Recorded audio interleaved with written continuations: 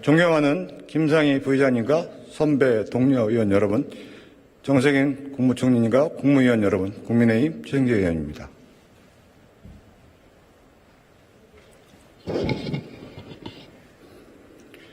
존경하는 국민 여러분, 전대미문의 코로나 사태를 겪으면서 우리 국민이 보여준 헌신과 희생에 깊은 감사를 드립니다. 특히 정부의 영업 제한과 집합 금지로 생명과 같은 재산권을 침해당하고 있는 중소상공인 자영업자들의 희생에 고개를 들 수 없을 지경입니다. 급격한 최저임금 인상과 주 52시간 적용 등의 부작용으로 중소상공인 자영업자의 폐업과 실업은 급증했습니다. 곳곳에서 소외와 차별에 항의하며 살려달라고 아우성입니다. 생존을 위한 투쟁의 본물이 터져나오기 시작했습니다. 중소상공인들은 대한민국 모든 정부의 안정적 국정 운영을 바랬고 성공을 빌어왔습니다. 그렇지만 문재인 정부는 중소상공인 자영업자를 절망에 빠뜨리고 있습니다. 중소상공인 자영업자들의 울분에 귀를 기울여야 합니다. 총리께서는 답변을 위해 나와주시기 바랍니다.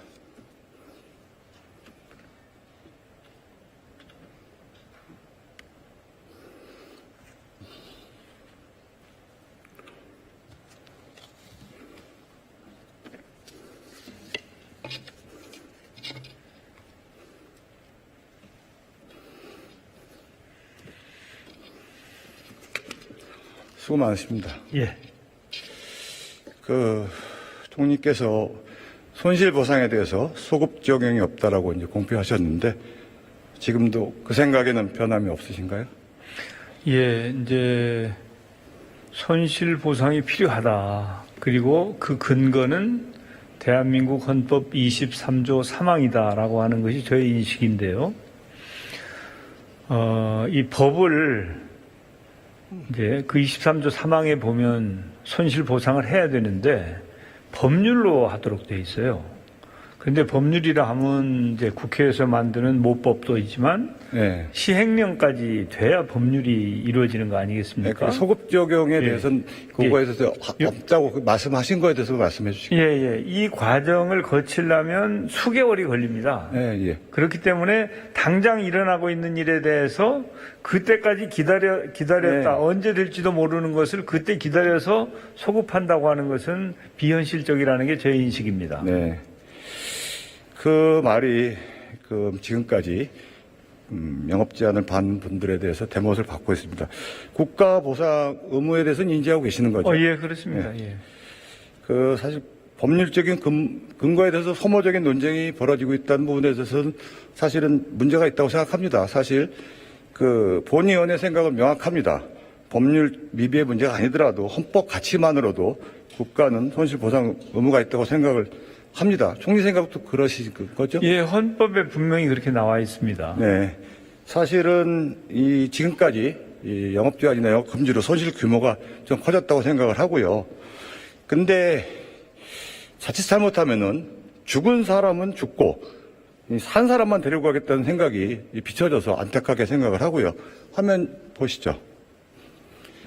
사실 대법 판례에서도 헌법 23조에 보상에 관한 별도의 구장이 않더라도 이제 소급 관련된 얘기, 손실 보상에 한다는 판결이 이미 많이 나와 있습니다.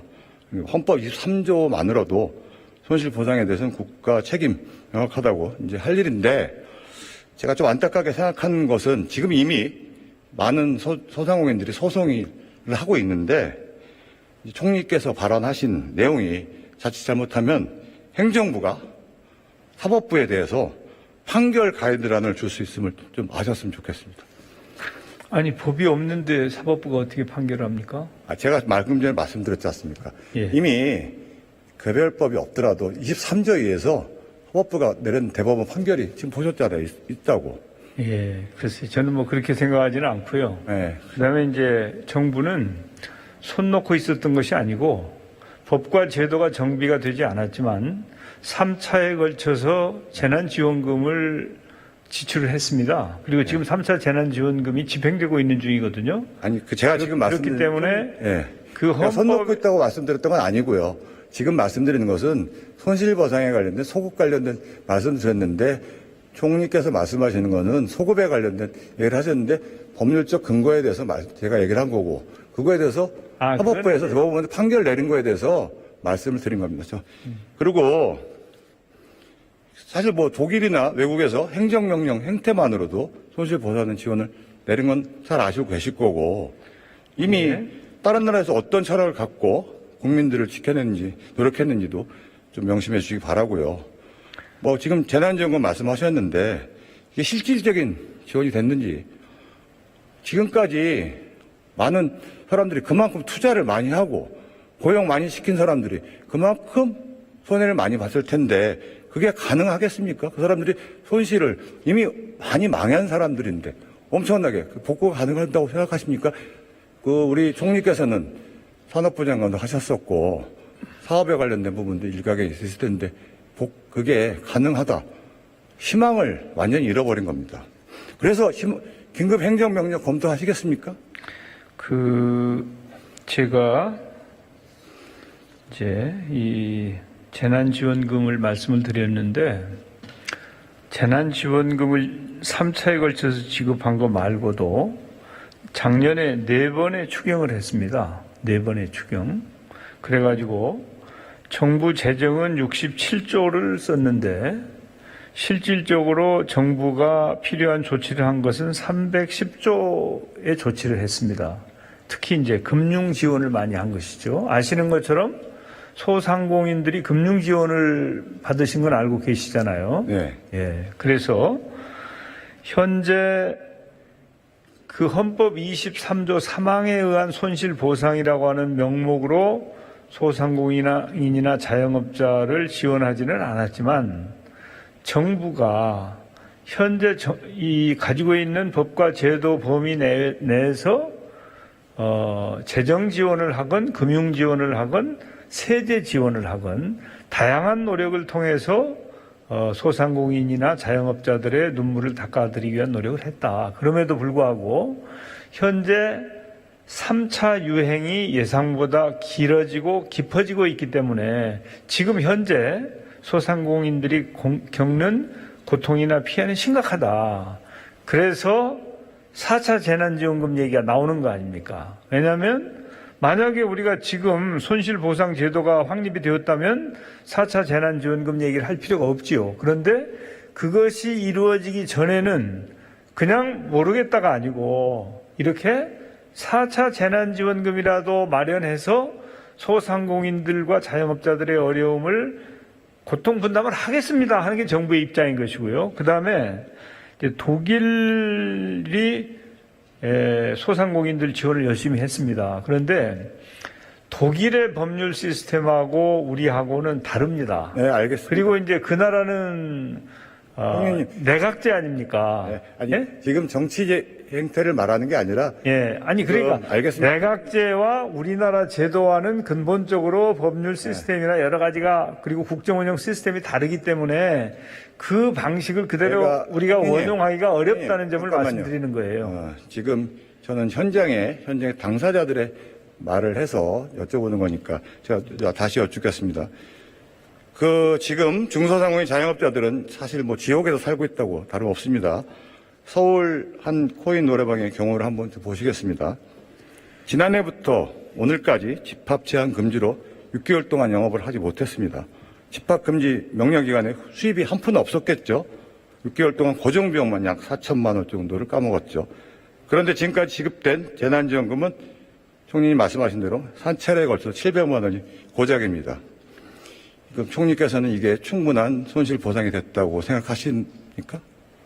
충분하게 해드렸으면 제가 왜 걱정을 하겠습니까? 네, 그럼 알겠습니다. 예, 어떤 경우는 이제 비용이 아주 적게 들어가는 경우는 제가 드리고 말씀이 괜찮지만은 또 많은 경우는 턱없이 부족한 경우가 많죠. 그래서 중소상공인 자영업자 희생이 너무 컸다는 말씀 드리고 당연한 겁니다. 손실보상에 대한 소급 적용을 하지 않는다면은 대출빚을 이 사람들이 그동안 뭘 갖고 먹고 살았겠습니까? 어떻게 갚아나갈 것이며 이미 깡통 보증금이 되어버린 가게는 어떻게 살릴 것이고 그럼 지금도 재난지원금 말씀하시는데 이 사람들이 고용지원, 유지지원금으로 직원까지 어떻게든지 고용하면서 살았고 어마어마한 투자연금을 했는데 이 사람들이 어떻게 복구를 할 수 있겠습니까? 제가 말씀드린 건 이 얘기고요. 중소상공인 자영업자들은 지금 삶과 죽음의 경계에서 살고 있어요. 그래서 손실보상금을 나중에 지급하더라도 나중에 법이 필요한 법이 세밀한 법을 만들어야 되겠죠. 당장에 그래서 무이자 생존 대출금을 대규모로 투입하고 대출금은 나중에 손실보상금으로 되갚고 그래서 손실보상금이라는 게 필요한 거고 근데 소급이 없다고 단정을 먼저 얘기를 해버리면은 절망을 주는 것이고 절망을 준다는 것은 이 사람은 삶의 나락으로 빠뜨리는 거죠. 그 얘기를 선제적으로 하실 이유가 저는 없었다고 생각을 하는 것이고요. 다 죽고 나서 손실보상이 뭐가 필요합니까? 총리께서는 제가 한번 여쭙겠습니다. 무이자, 긴급대출 인용에 상관없이 후은 손실보상에 대해서 어떻게 생각하세요? 예, 지금 말씀드렸듯이 대출에 대해서는 주선을 열심히 해서 아주 초저금리 대출이 이루어졌고 지금도 추가적으로 이루어지고 있고 또 대출에 대해서 연장도 해드리고 있죠. 그래서 아마 소상공인들의 다수는 이제 이 유동성의 문제라기보다는 실질적으로 그 영업 소득이 없는데 임대료를 비롯해서 비용을 지출해야 되니까 그게 손실로 떨어지니까 그런 걱정이 더 많으실 거라고 봅니다. 그래서 아무튼 정부로서는 가능한 한 빠른 시간 내에 입법을 하고 시행령을 만들어서 이 소상공인들의 피해를 최소화하는 노력을 해야 되겠습니다만은 사실은 그보다 더 중요한 것은 방역에 성공하는 거예요. 방역에. 우리가 방역에 성공하면 영업을 다시 할 수 있게 되면 사실은 영업을 통해서 복구가 가능하죠. 그런데 지금처럼 이제 지속적으로 영업을 제한하거나 영업을 금지하고 있으면 이제 그러면 계속 그 피해가 눈덩이처럼 커지는 거 아닙니까? 그런데 정부가 그 헌법의 취지도 그런 거예요. 재정이 감당하는 범위 내에서 지원할 수 있는 것이지 그 무한정 할 수 있는 건 아니거든요. 아시다시피 예산을 편성해서 예산이 있어야 지원하는 거 아닙니까? 알겠습니다, 총리님. 재정의 범위 내에서 해야 되는 거예요. 그래서 지금 우리에게 중요한 것은 무슨 저 원자력 발전 가지고 싸우고 뭐 가지고 시비하고 이런 것보다는 아니 제가 지금 원자력 얘기 안 했으니까 총리님 방역을 우리가 성공해야 되는 게 우리가 가야 될 길이다. 이 점을 좀 참작해 주시기 바랍니다. 원론적인 얘기만 계속 지금까지 들어왔던 얘기고 제가 말씀드릴게요. 지금 총리께서 제가 오늘 국회 앞에서 가게에 계셔들 자영업자들이 삭발을 했습니다. 오늘 삭발식을 했습니다. 오늘 여성분들까지. 이분들이 어디에 계셔야 되는 겁니까? 삭발을 한다는 게 총리께서는 어떤 의미를 받아들일지 모르겠지만 이분들은 총리께서 말씀하신 재정 얘기 하셨죠. 가난한 조국, 대한민국에 짐이 되지 않겠다고 스스로 스스로 지키겠다. 제발 생명 줄인 장사한 사람들한테 사업하는 사람들한테는 사업이 우선이고 장사가 우선이에요. 정말로 돈 달라는 사람들이 아닙니다. 생존 스스로 지키겠다. 장사라도 제발 해달라. 자영업자 차별하지 말아달라. 비과학적으로 원칙 없는 거리두기 좀 당장 바꾸라고 외쳤습니다. 이분들이 그랬어요. 최근에 거리두기 2주 연장 방침 밝히셨죠? 스키장은 저녁 9시 영업 중지 조치 풀었습니다. 사람이 붐비는 스키장과 겨울 스포츠 시설 영화관 되는데 식당과 카페, PC방 차별하는 근거는 무엇입니까? 간단하게 말씀해 주세요. 이제 정부가 차별하고 싶은 생각이 있겠습니까? 정부는 최선을 다해서 방역에 성공하기 위해서 노력하고 있고 방역 수칙을 만들 때 이 코로나19의 전파 또 코로나19의 감염이 확산되는 것을 막을 수 있는 방안을 찾는 것이지, 왜 정부가 어디는 어떻게 하고 저기는 다르게 하고, 그 부분이 경우에 따라서는 이제 실무자의 부주의라든지 또 판단 미스에 의해서 있을 수도 있지만, 근본적으로는 이제 그런 생각이 없지요. 어떻게든지 해서 막아야 되죠. 알겠습니다. 현장의 특성과 목소리를 제대로 반영해 주시고요. 중앙방역대책본부 제공 자료 보시면은 일반 음식점과 카페에서 확진자 발생한 비율 1% 불과합니다. 지금 국민들은 정부의 방역 지침에 대해서 신뢰하지 않고 있습니다. 코로나가 중소상공인 자영업자가 쫓아다닌다고 생각하지 않습니다. 총리께서는 방역수칙 개편 지시하셨는데 구체적으로 조금 좀 아까 말씀하셨는데 형평성 있게 해주시기 바랍니다. 예, 그래서 다시 방역 수칙을 좀 손을 보도록 그렇게 제가 얘기를 해놨습니다. 네, 총리께서 들어가셔도 됩니다. 네, 수고하셨습니다.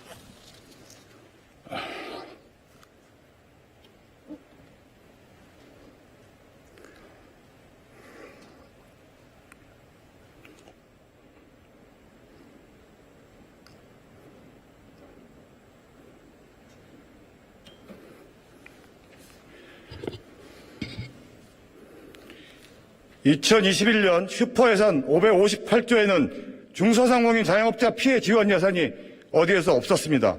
도대체 그 많은 예산을 어디에 쓴단 말입니까? 나라살림연구소가 발표한 자료에 의하면 GDP 대비 코로나19 대응 지출이 경제 선진국 10개국 가운데 우리나라가 꼴찌로 조사됐습니다. 우리는 일본의 3분의 1에도 못 미칩니다. 국민을 지키겠다는 철학과 정책 의지만 있으면 예산을 어디에 먼저 쓸지 답이 나올 것입니다. 존경하는 국민 여러분, 오늘은 소상공인 기본법이 시행되는 역사적인 날이지만 마냥 기뻐할 수도 없는 현실에 너무나 가슴이 아픕니다. 실천의 의지가 중요한 이유입니다. 지금 당장이라도 소상공인들이 실질적으로 필요로 하는 충분하고 다양한 지원 대책을 시행할 수 있습니다. 긴급한 자금 공급과 손실에 대한 피해 보상책이 먼저입니다. 희망을 만들어야 합니다. 죽어가는 사람이 먼저란 말입니다. 중소상공인 자영업자는 열심히 일을 해서 가족을 부양하고 세금을 근로자를 고용해온 우리의 소중한 이웃입니다. 국가가 우리 소상공인 자영업자를 차별하고 있습니다. 국가의 책무를 방기한 채 일방적 희생만을 강요하고 있습니다. 우리 대한민국 소상공인은 수입 제로 상태에서 더 이상 떨어질 곳이 없는 현격한 외고 노비로 전락해가고 있습니다. 생사의 갈림길에서 절규하고 있습니다. 국민 여러분, 우리 소상공인들이 나락으로 떨어지고 있습니다. 도와주십시오. 간곡하게 부탁드립니다. 끝까지 동참해 주셔서 감사합니다.